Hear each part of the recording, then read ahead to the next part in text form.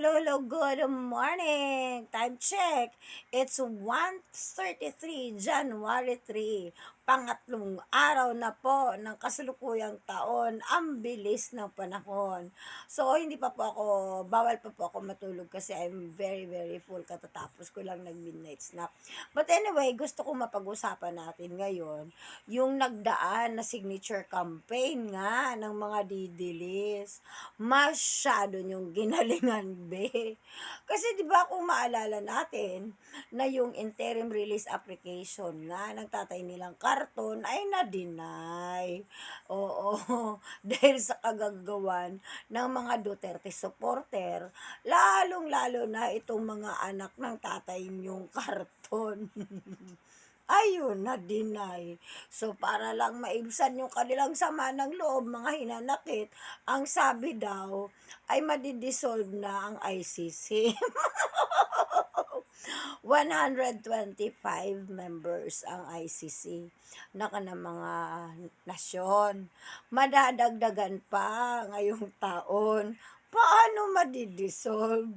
Oo. Nagsisipagpalakpakan kayo di umano sa ginawa ni Trump at ni Putin.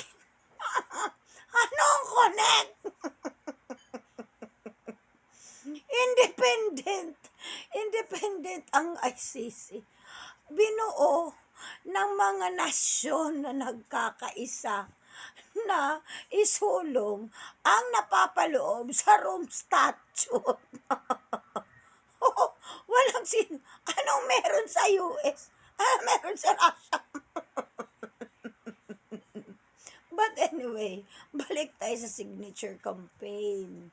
Oo, masyado kasi nilang ginalingan. As of bago magpasko, December 25, ang dami-dami nilang nalikom guys na signature. 14,822.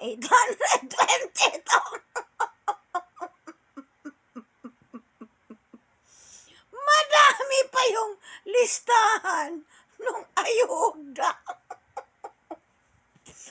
Diyos ko, mga DDS. Tapos sasabihin na ang dami-dami nyo. Ang ending dito, nagkakapera yung mga promotor. Ito pa, guys. Ito pa. Na may umamin. May umamin si Joe Moreno. Ito, oh. Inamin na minikos-mikos pala niya yung sweldo. Oo, sabihin natin satire, sabihin natin sarkastiko. Inamin na ginastos daw niya, biniling pitaka na LV. So, ibig sabihin, talagang mga DDS, mga bayaran. Kahit anong deny nyo, nakikita ang kaputian sa ano ba? Kaputian. Oo. Doon, kung paano yung mga bahid ninyo. Oo, magpalagpag.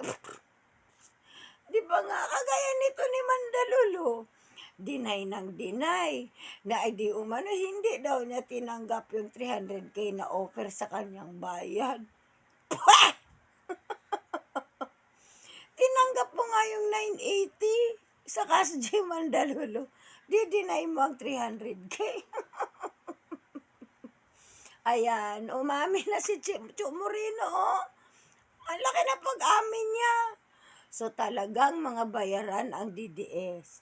So ang nangyari dun sa signature campaign, nagkapera lang yung mga promotor. Joey, Becky naman. At ang nangyari, oo, doon sa yung sa kanilang interment release, buhay pa tatay nila, granted na yung interment. Uy! Maridis, anyari na. Ay, Diyos ko.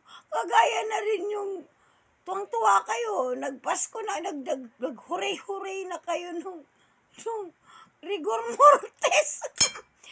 Rigor mortis si tatay Digong. Kingi na talaga pagdidiis. Surrender, my love.